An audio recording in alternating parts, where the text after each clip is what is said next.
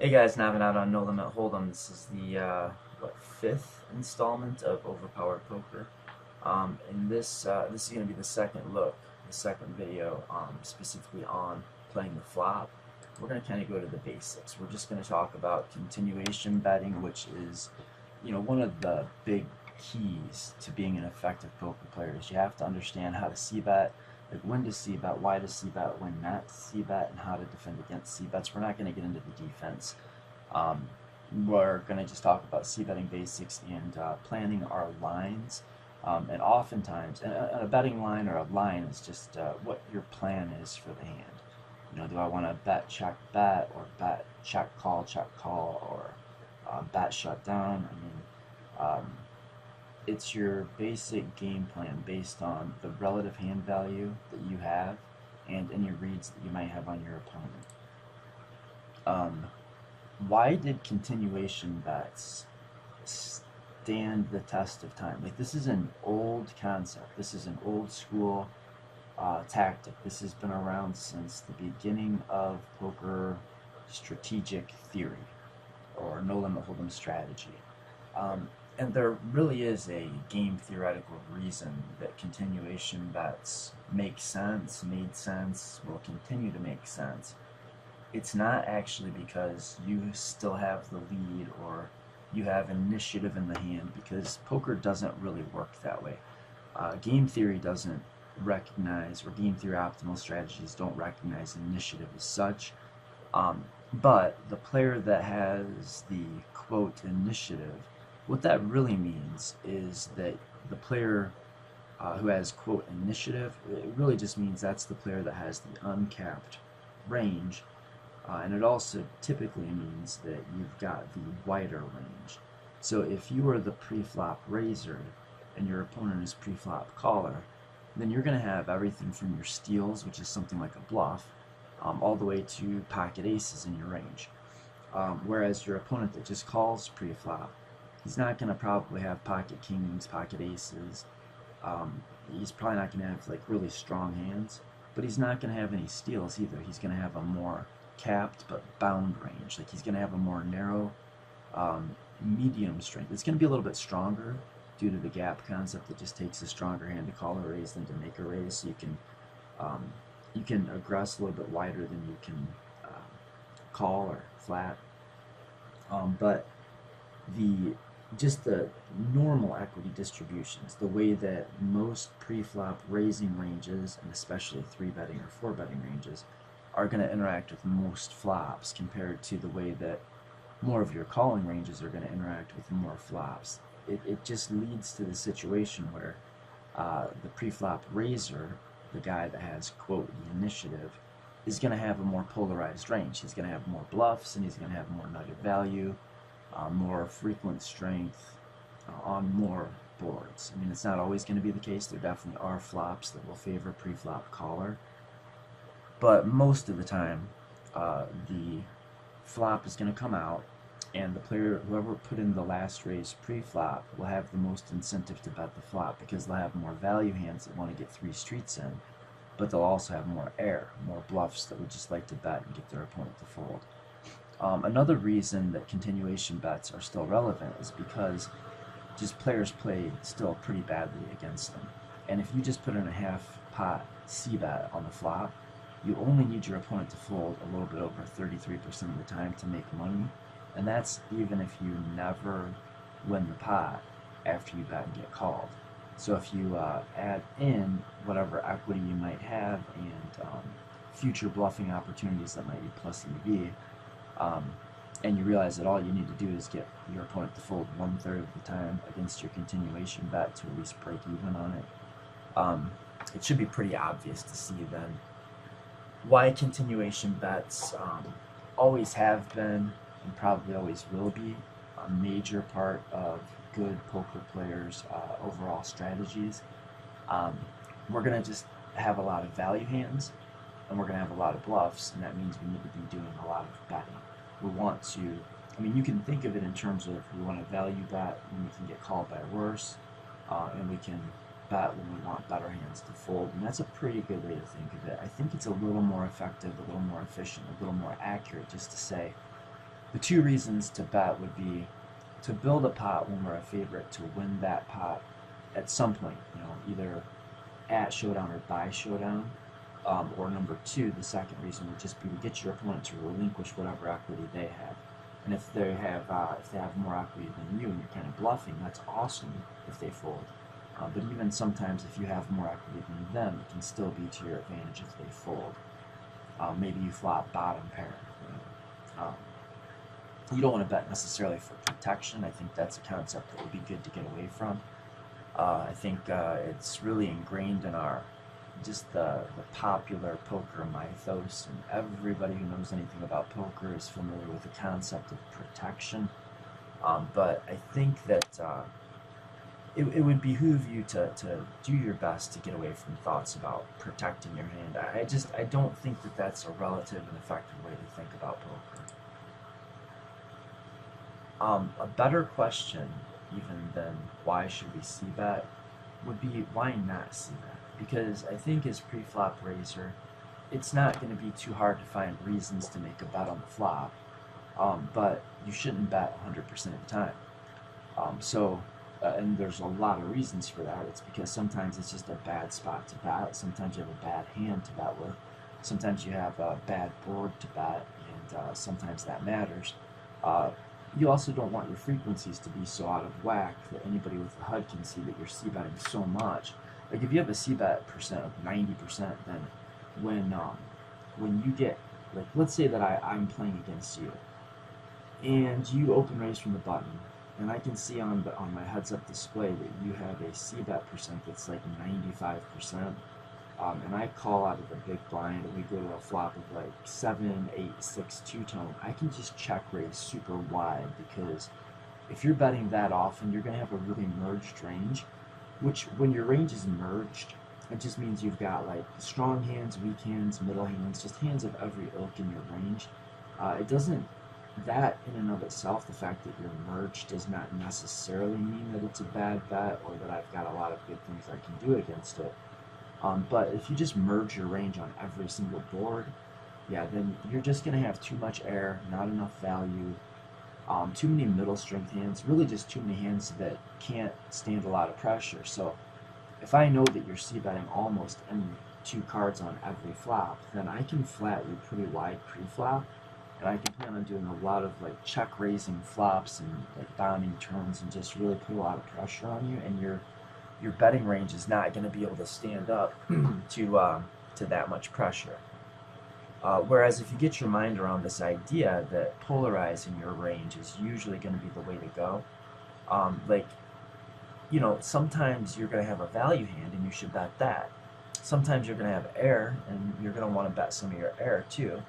But if you get into the habit of just c-betting all of your second pairs and like pocket nines on like queen, jack, 5 rainbow, pocket queens on like ace, jack, 9, that's gonna oftentimes be a pretty big mistake and a glaring leak in your game.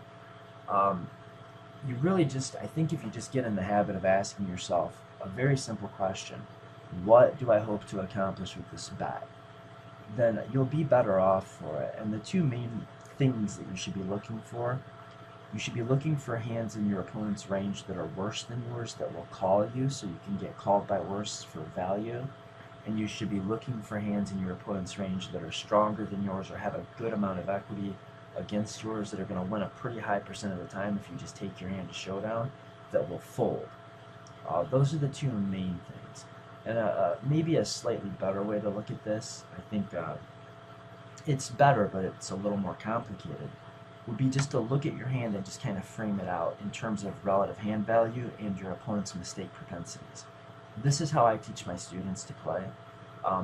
And I like to use this training tool underneath here, Navinad's line. From left to right on the line, we've got nut value, value, showdown value, draw, and air.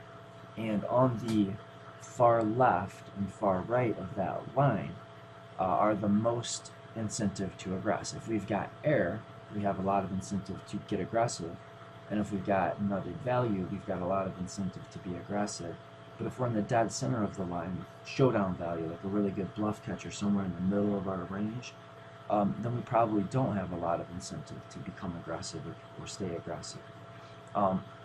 The other way that you can look at this, if you want to take it just one step further, one bit more accurate, is to compare the relative hand value to your opponent's mistake propensity. Because there's a way to conceive of playing post-flop or playing on the flop, and that would be you're only really playing one of 5 hands against one of 3 opponents. If you could just look at it like that, I think you'll be making the correct decisions and planning the correct lines, probably high 80%, or high 80s. Like if you're playing against a nit, then that's going to take whatever your normal relative hand value would be, and that's going to shift it a little bit more to the right. So if you have a value hand, like a top pair no kicker or second pair good kicker that's just barely a value hand, but your opponent's a real nit, then that's going to take your relative hand value more to the right, and you should play that hand more like showdown value. But if you actually have a hand that is more like showdown value, like a second pair with no kicker or a bottom pair, something like that, then maybe you should shift that over to the right also against the nit and play it more aggressively. Or if you have a draw and you're up against a nit, play that like it's air, or like you have maximum incentive for aggression. And a calling station is going to have just the exact opposite effect. Calling station is going to move your relative hand value, or the way you should play based on relative hand value, more over to the left. So if you have a value hand that's like top pair weak kicker or second pair good kicker against a calling station, you can bet that for value. If you have like a top pair top kicker that's like somewhere between not value and value, or it's like right on the edge against the calling station, then you might be able to play that for 3 streets or maybe even for stacks. Now, if your opponent is very maniacal or very loose aggressive and is going to make a lot of aggression mistakes, the effect that's going to have is it's going to pull wherever you're at on this Navinat's line of relative hand value, it's going to pull you in towards the center. So if you have a value hand that's just barely a value hand, you should shift that more towards showdown value. Or if you have a draw, shift it more towards showdown value. And that means if you're in position, be thinking check back. Take a check back and call line with those hands. Or if you are out of position, be thinking more like check call against a loose aggressive player than bet, and then face a raise and not know what to do. So that's the way that you'd use this relative hand value and opponent mistake propensity. Just try to, like, whatever your hand is compared to the board when it comes out, try to classify, do I have value, showdown value, or some kind of a bluff? And bet your showdown, or I'm sorry, bet your value, bet some of your bluffs, and then don't bet your showdown value. And you can take that a little bit further, make it a little bit more accurate and more effective by, instead of just using value, showdown value, bluff, you can divide it and subdivide it, ad infinitum, and it will just get more and more complicated, but more and more accurate. But I think using these 5 categories will get you a pretty good start. It's not so complicated that it's super difficult, but it's not so simple that it's going to lead to a bunch of mistakes. If you just chop it up into these 5 pieces: nut value, value, showdown value, draw, and air. So whenever you see the flop, if you just kind of categorize your hand as one of those 5 hands, and whatever opponent you're up against, if you know something about him, try to classify him as one of these 3 players. And if you use Navinat's line with the 5 hand categories, and you assume that you're playing against one of these 3 players, then I think that's going to help you to create your lines. The lines will almost create themselves if you just get your head around that basic concept. Now, it's not going to take you to like pro level, but I think it'll be a good head start on line creation. Maybe a slightly better way to look at line creation. I mean, the more things that we want to bring in and analyze, the better decisions we're going to be able to make, but the more complicated the game is going to get. So the more things that you can analyze, the better. But the simpler you can keep it, the easier it's going to be to implement. And that's sort of the balancing act that I think is it's inherent in all things worth doing or getting good at, is trying to get the right balance between how effective and simple, we want to keep things. And this is, I think, especially true with teaching. Like if I'm going to try to teach you a concept, to the degree that it's simplified, it won't be perfectly accurate. And to the degree that it's perfectly accurate, it won't be simple, it'll be complex. And so that's what a good teacher is able to do, is strike a good balance between simplicity and efficiency or effectiveness. Well, actually simplicity and accuracy. And I think that if you look at simplicity to accuracy, the best way to get a good simplicity to accuracy ratio is efficiency. And so that's one of the things that I really stress is efficiency. I think it's important in everything we do. It might be the most important single thing in anything. It's just efficiency. So an efficient way to create your lines, and we're still pre-flop raiser in this video or in these examples, would be as soon as we see the flop, try to figure out who has range advantage. So most of the time, if your pre-flop raiser is going to have a range advantage on more flops than pre-flop caller will, just by virtue of having like pocket aces, pocket kings, and ace king, those guys, he'll always be able to have like top pair. He'll always be able to have, well, not top pair, but he'll always be able to have a hand that is better than top pair. He'll always be able to have top pair, top kicker, top set, an overpair, one of those hands. He's always going to be able to beat top pair with some hands in his range. He'll always have sets in his range, even if the board is like 2, 3, 4. In a lot of situations, pre-flop raiser's going to have pocket fours. If it's a 6-max game that you're playing in, then I would say pre-flop raiser will literally have a set on every flop, or should have a set, or the ability to have a set on any flop. It's only when you get to full ring where that might not be the case, but then you're going to have a even higher percent of overpairs in your range, and like a lot less air. So the first thing we want to do is when we see the flop, just try to identify whose range is that flop better for. And the two ways that I want to look at range advantage would be nut potential and frequent strength. So when we see the flop, we should ask ourselves, like, who hits this flop harder most often? Who's got the frequent strength advantage? Who's going to have more top pairs? Who's going to have more over pairs? Who's going to have more like 2 pairs, more, just really decent, really like strong but non-nut hands. And then the second way we want to look at range advantage is, can I make the nuts? So do I have the hand that makes the nuts in my range? Like if I open under the gun and the flop comes out 7, 8, 9, if I don't have Jack 10 suited in my range, then I don't have the nuts in my range, right? I could still have some nut value hands depending on my opponent's range. I could have top set, and that might be the effective nuts. But it might not be, because if your opponent can have the nuts and you can't have the nuts, you've got to pay attention to that. The deeper you are, the more important that is, and the more shallow you are, like the less stack depth you have relative to the pot size, the less important it is to be able to make the nuts, and the more important it is to just be able to flop something decent that you can go with. I mean, if you raise and face a 3-bet and you 4-bet and your opponent calls and you've got like one stack to pot behind, like you've got one pot size bet left in your stack, then whoever's range is going to be able to hit the board in some reasonable way more often, that's the player that's got the advantage. But if you're playing 200 big blinds to start the hand, you raise to 3 big blinds, your opponent calls 3 big blinds, and you just see a flop in a single raised pot with 200 big blinds behind you almost, now the ability to make the nuts becomes much more important, because what you're going to risk, i.e. the rest of your stack, compared to what you're trying to win, i.e. whatever's in the pot, that stack to pot ratio is just off. So we don't want to risk a lot of stack in order to win a small pot, unless we're pretty confident that we can win that. That's like one way to conceptualize it.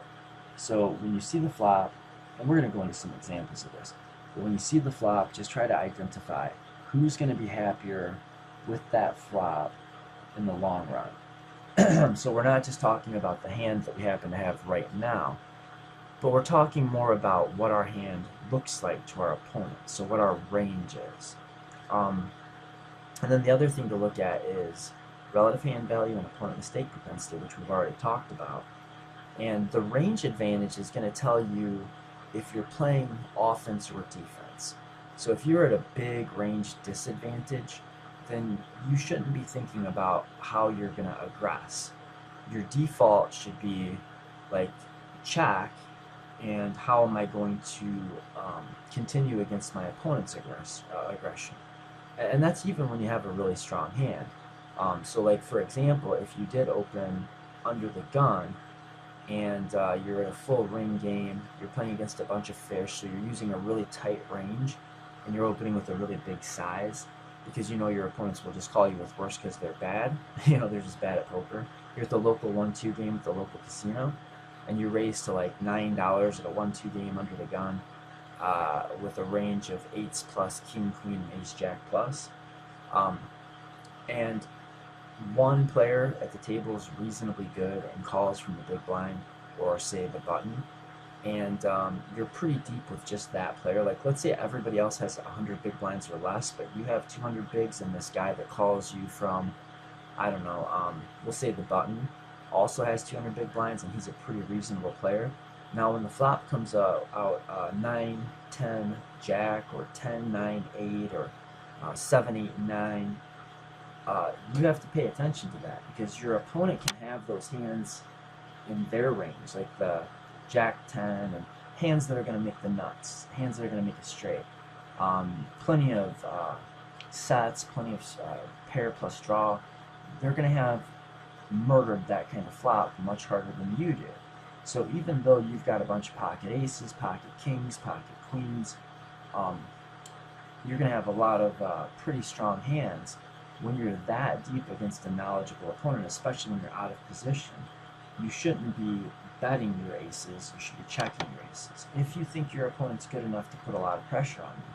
Because let's say that the flop does come out, you raise under the gun, your opponent's been paying attention, he knows that you're playing really tight to take advantage of the fish at the table, and he knows that the raise size that you're using is also correlated with a tight and strong range.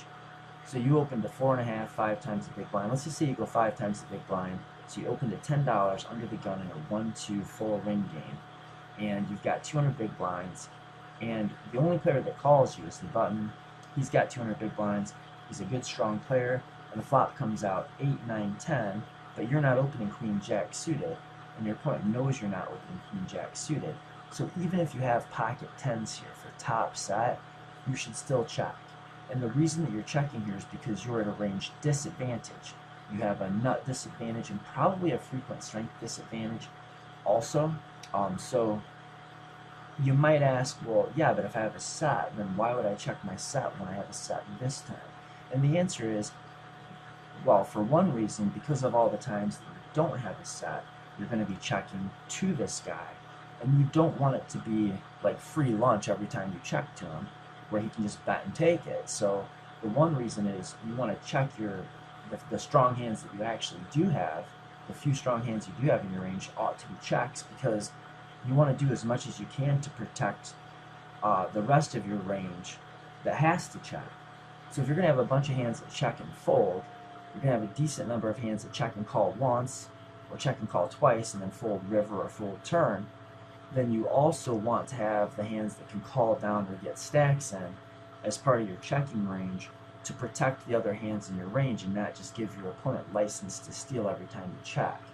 The other reason is, and these go hand in hand, is that your opponent's at a range advantage, and if he's a good player, you can expect that he's going to assert his aggression against you, and so it makes a lot of sense to try to trap him when you're lucky enough to have a strong hand where you actually have a weak range. So looking at who has the range advantage will tell you if you're playing offense or defense.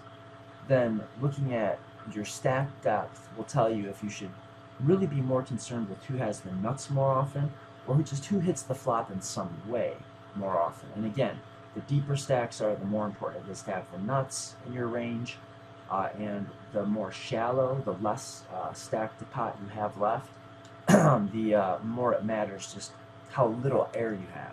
Like how often you hit in some meaningful way that's not the nuts. Like top pair, second pair, good kicker, just little air. So you look at your relative hand value based on the way that your range compares to the board. And then you look at your opponent's mistake propensity. Whatever things that you think your opponent typically does wrong, and again, they're just either going to call too often, fold too often, or they're going to be too aggressive, and you use that to plan your line. The only other thing that comes into play when you're trying to plan your line is the flop texture. You're either going to have like a very dynamic, a very static, or somewhere in between flop texture. And when the board is very dynamic, that means it's wet. It means lower cards that are more suited, more connected. Really, what it's a measure of when you're looking at the dynamic or static nature of a board, it's a measure of how likely the best hand on the flop is to remain the best hand throughout the rest of the hand. Now, if it's a very dry board, something like Ace 7-2 Rainbow or King 9-6 Rainbow, whoever has the best hand right now is pretty likely to have the best hand at the river. So you can do a lot more to plan your entire line out on these dry, static boards than on these wet, textured flops. So when the flop is wet and textured, it's a little more like playing pre-flop, where you're really just going to have to take it one decision point at a time and just play this street, and then play the next street, and then play the next street.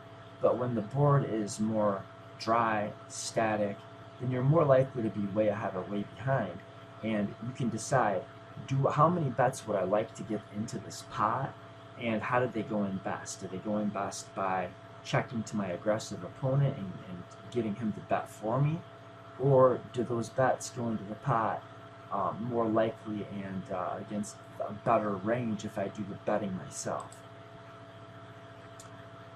So here's some examples of flop textures. 10, 6, 5, two-tone is a pretty dynamic board. First of all, 10 is not a very high card, and that's the highest card on the board. So even if you have top pair here, it's pretty likely that you're going to see an overcard on the turn or river. You've also got two diamonds on the board, so even if you have a hand like Ace 10 of, I don't know, not diamonds, Ace 10 of spades, then even top pair, top kicker could easily become a mediocre hand by the turn and a bluff catcher by the turn or river. Let's say that the next card to come off is the 9 of diamonds. Well, your top pair, top kicker is not looking so hot when there's a billion ways to make a straight, a flush, a set, two pair, etc. Jack 10, 9 is a very wet board, and even though it's a little bit higher in rank, so there's not as many overcards that are going to come on turns and rivers, this hits every conceivable range in some way, and it hits ranges in a variety of ways. And this kind of flop, this Jack 10, 9, is kind of like an equalizer. This is going to take pre-flop raiser's range and pre-flop caller's range, and it's going to make them very similar. This is going to hit a lot of ranges in a lot of similar ways. For instance, if I raise under the gun, I can have king, queen, but if I call from the button, I can have king, queen also. If I raise under the gun, I can probably have pocket 9s, pocket 10s, pocket jacks, but if I called, I can also have 10s, 9s, and jacks. So the way that this is going to interact with ranges is going to be kind of ambiguous. So when any of these, like this 2, 3, 4 two-tone, any 5 that comes out is going to change things dramatically. Like even if you have pocket kings, as soon as the 5 hits, you're playing a bluff catcher. If the 5 of spades comes, I mean, you might not even want to go any further with your pocket kings if you don't have a spade. So with these hands, or I'm sorry, with these board textures, you should be playing every street kind of by itself. And yeah, that's going to lead you to getting outdrawn a lot, but that's okay because your job is not to protect your hand. Your job, when it's a wet board, let's say you've got Ace 5 suited on this flop texture here, the Jack 6, 5 two-tone. You've got Ace of spades, 5 of spades. You can't get super aggressive on that board thinking I need to protect my hand, because, I mean, you could say that your hand needs protection, but really to say that your hand needs protection is just to say that you're unlikely to win when turns and rivers come out, and saying that you're unlikely to have the best hand to showdown. And if you say that every turn or half the turns in the deck are going to be bad for me, and you know, 2/3 of the turn river combos that could hit are going to be not great for me, that's another way of saying my hand isn't that strong. And if your hand isn't that strong, what do you really have to protect? So just look at when these textured flops come out, don't fall for the trick of having to protect your hand and price out draws and all of that. If your hand is a strong hand and you want to value bet it, then it's nice that you think about it. It's a good thing to think about, and it's nice that you can get value from draws. But if your hand is not a value hand, don't try to get value from draws. And if you don't think you're going to have a lot of fold equity, like say you've got pocket sixes on this board here, even though you might have the best hand right now, you're unlikely to get the pocket sixes to showdown as the best hand. Don't look at that and think, well, I've got to do everything in my power to protect my hand. It doesn't make sense. You can't protect your hand. Protecting doesn't mean anything. I mean, I'm still waiting as much as people argue with me. I'm still waiting for somebody to define protection. Like, what does that mean exactly? Nobody knows because it doesn't mean anything. I mean, sometimes it means bet for value, and sometimes it means bluff. I mean, it doesn't mean anything. It doesn't mean anything important.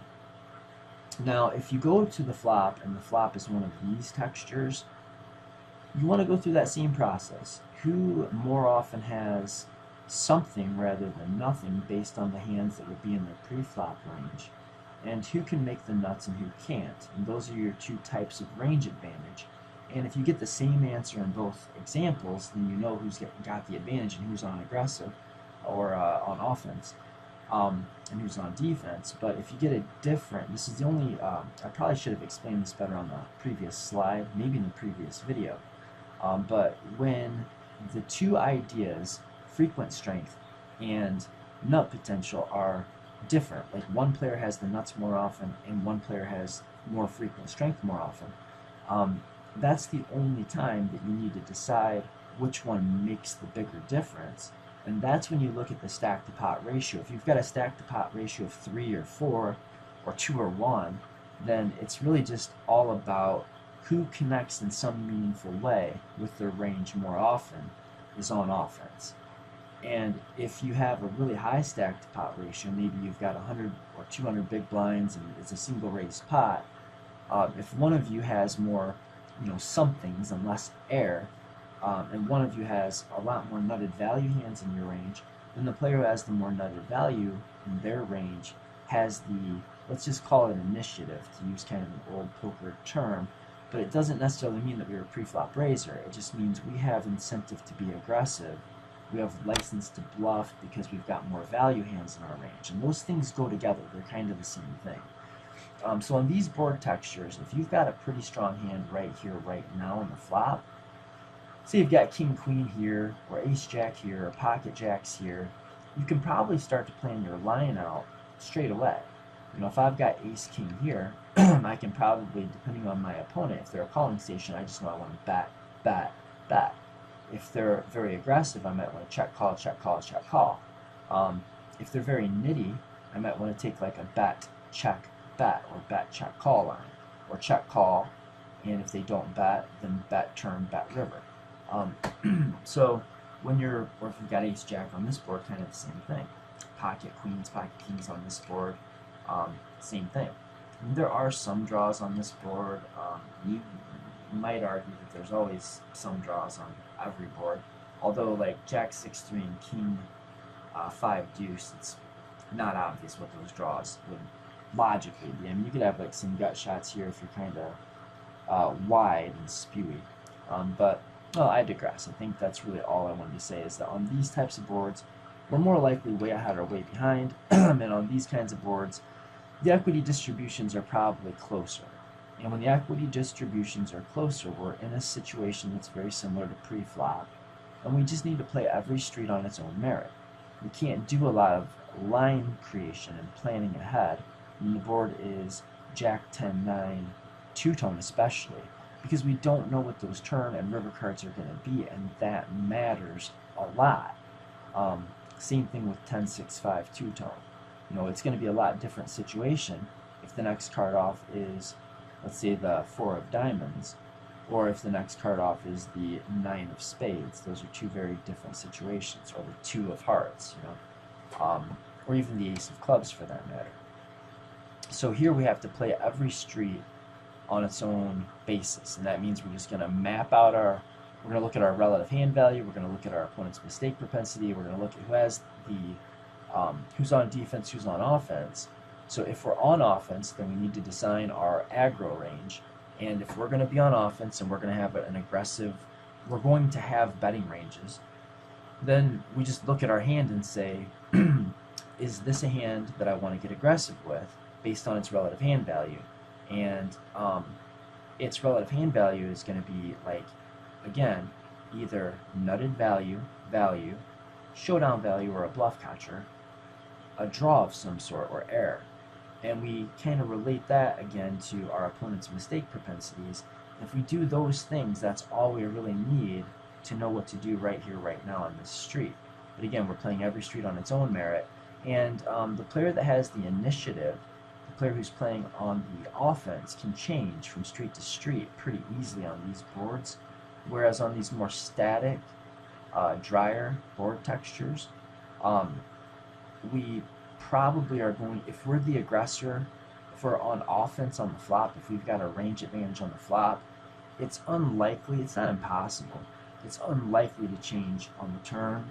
And if it doesn't change on the turn, it's unlikely to change on the river. There's some cards that could come out and change things a bit here. Like we could go on the turn, we could get a 6 of diamonds, and then on the river we could get like the 5 of diamonds, and that's going to change everything. But that's going to be like coming runner. Jack 6-3 rainbow, it's going to be pretty hard for things to change that much. It would have to come something like queen king or like ace king, maybe 10 queen. And things are going to have to come pretty precise to change who has the initiative, or who has the incentive to aggress, or who ought to be playing offense, or who has the range advantage from one street to the next. And on a board like king 5 deuce, it's almost, it's pretty likely that pre-flop raiser is going to remain the aggressor, or remain the player that's on offense, the player with the frequent strength advantage, and probably the nut advantage as well, because pocket kings is going to be probably only in pre-flop raiser's range, and pocket kings is unlikely to be a weak hand by the river on this flop. So hopefully that makes sense. If not, ask questions, guys. Put them in the comments. I'm happy to answer them. So, looking at a couple examples. If we open a very tight range from under the gun, worked a local casino, 100 big blinds effective against every player at the table. We opened 4.5 times the big blind from under the gun. We're opening a very tight range with a very big bet, exploitatively, because we know our opponents are just going to call us because they're stations. So we're using pocket eights, king, queen, ace, pocket eights or better. So that means 9s, 10s, jacks plus. King, queen, suited or offsuit. Ace, jack, suited or offsuit, and anything higher than ace, jack. So that's ace, queen, or ace, king. When the flop comes jack, 9, 8, two-tone, when we raised from under the gun and got called by, say, the button, we are not at an advantage. And so even if we happen to have pocket jacks on this particular flop, we should be checking it. Even if we have pocket jacks, pocket 9s, pocket 8s, or ace jack, if we have a hand like ace jack, we should probably just be looking to check and call against the button's range, because the button can have like maybe 10 queens suited, can still have pocket jacks, pocket 9s, pocket 8s, and also has more like 9-8 suited combos, and probably has it's the only player that can probably have straights. And he's probably got more straight flush draws, more combo draws, more pair plus draws, and he's just going to be really a nuisance to us. He's got position, and so we should almost be in damage control mode. And if we are lucky enough to have one of the few really strong hands in our range, we want to use that to protect the times that we get here with like pocket queens. Because imagine if we have pocket queens and we just decide to bet it because, well, I have pocket queens, and we bet and get raised. It's not obvious what we do. Probably call, but then we check fold most river or turns, or ace jack, same thing.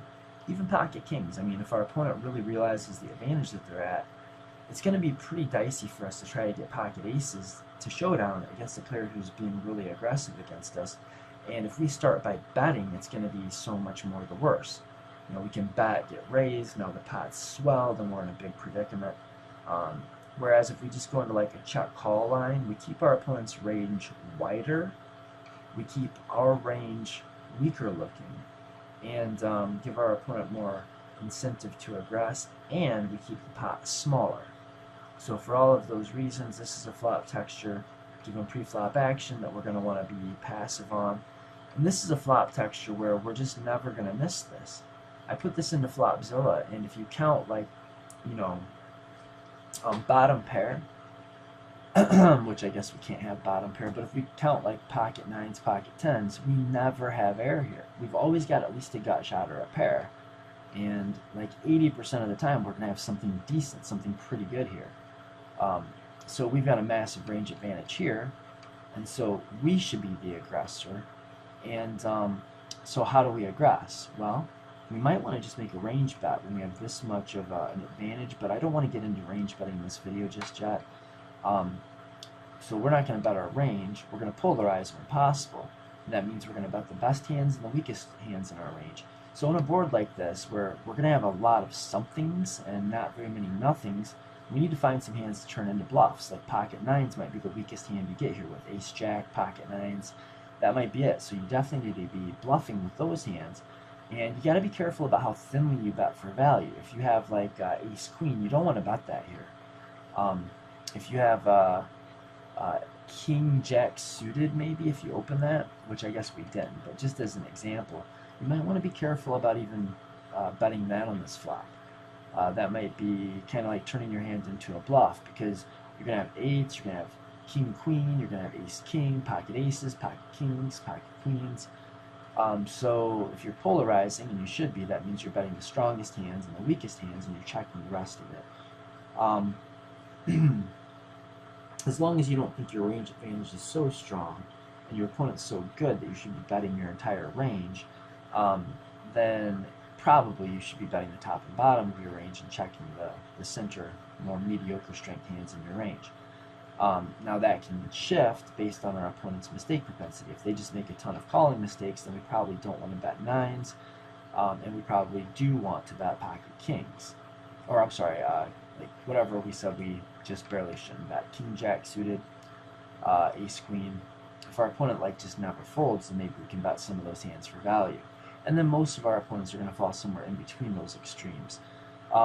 Now, if we open 3 times the big blind, so we're playing against better players, we're a little bit deeper, they know what that means, we know they do, they know that we know. So maybe we want to be a little bit wider, and we want to construct a range that's going to cover more boards so our opponent can't take us off of flops like this every time they come out, flops like this every time they come out. We're going to have some things to play back with. So maybe we're using sixes plus, king, queen, ace, jack plus, ace 2 suited through ace 5 suited, and like 9-8 suited for a little extra board coverage here and here, and with our sixes and sevens. If the flop comes ace 7 deuce, we're at a pretty obvious and pretty clear range advantage here. And if the flop comes 10-9-8, we're at a range disadvantage, but thank God we started adding some of these other combos to our range, because now, oh, and I had ace 10 suited on here, and that might not be a bad idea either. So if you've got some of the 9-8 suited, and maybe you can have like, well, I guess it depends on how you structure your range really. We could do, for board coverage, we could add in hands like 7-6 suited. Like, it's not a bad idea to play ace 2 suited through ace 5 suited, and then start your suited connectors at 7-6 suited, because you don't have ace 6 suited, you don't have ace 7 suited, so having 7-6 suited can do a little extra work for you in your range. And then like 9-8 suited, maybe like jack 10 suited, so we're just covering more boards as effectively and efficiently as possible. But that's a discussion for a more complicated, later addition to the video series, I think. So in conclusion, this is what we want to do. This is the process, the procedure, the method for planning our lines as pre-flop raiser. When we see the flop, number 1, we're going to try to identify who has the range advantage. If frequent strength and nut advantage are shared between different players, if one player has more frequent strength and the other player has the nut advantage, then we have to decide which one's more important. And frequent strength is going to be more important when we don't have a lot of chips, and nut advantage is going to be most important when we're very deep and do have a lot of chips. and villain covers, or he's got a lot of chips and we cover. So we're going to ask ourselves, am I on offense or am I on defense? If I'm on defense, then I'm checking. And then I'm just going to, my line creation is going to be, how am I going to respond to my opponent's aggression? Or what am I going to do if he caps his range by checking back and I'm allowed to take the aggression back by way of him capping his range, and me now enjoying something like a range advantage or closer to it. So if both range advantages are shared by the same player, then it's pretty obvious who's going to be on offense. Like if I have the nut advantage and the frequent strength advantage, then I'm the aggressor. I'm on offense. I need to figure out what hands I'm going to bet with, and I do that by looking at my relative hand value. Like, do I have value? Do I have showdown value, or do I have a bluff? If I've got value, I should be betting. If I've got a bluff, I should bet enough to, well, for balance, I should be betting some bluffs. Maybe depending on if I have range advantage, I might want to bet all my bluffs. And then if I have showdown value, maybe I don't want to take a betting line with my showdown value hands. I want to try to get those as close to showdown as inexpensively as possible. So if I've got like second pair with a mediocre kicker and I'm pre-flop raiser, even if I do have a mild range advantage and position, when my opponent checks and I've got second pair, I probably just want to check back. Maybe I have pocket queens on ace jack 9 rainbow. I probably, if I bet pocket queens, I'm not going to get a lot of calls by second best hands. I'm nowhere near the top of my range. I'm nowhere near the bottom of my range. Worse hands are not going to fold, and so I'm kind of just wasting my hand if I bet it, where if I check it back, I can use it to call a bluff on the turn, or just get it to showdown, maybe check again. If it checks through on the turn, maybe I can start betting the river and get one bet for value, or call the river. And so after we figured out and identified, are we on the offense or defense based on the range advantage, then we look at relative hand value and opponent mistake propensity and decide how we want to plan our line. But then we look at the board texture and see, do I have to do this one street at a time? Or can I come up with a plan for the hand right here, right now, and expect it to work out a pretty fair amount of the time? And then step 4 is just to take action. So I hope you enjoyed the video. Until next time, guys, Navinat on No Limit Hold'em with the OPP series. Video number 5, part 2 of On the Flop Play. Until next time, good luck.